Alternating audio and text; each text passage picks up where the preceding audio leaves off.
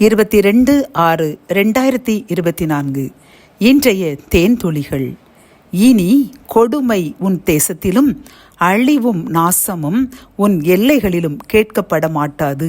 உன் மதில்களை இரட்சிப்பென்றும் உன் வாசல்களை துதி என்றும் சொல்லுவாய்.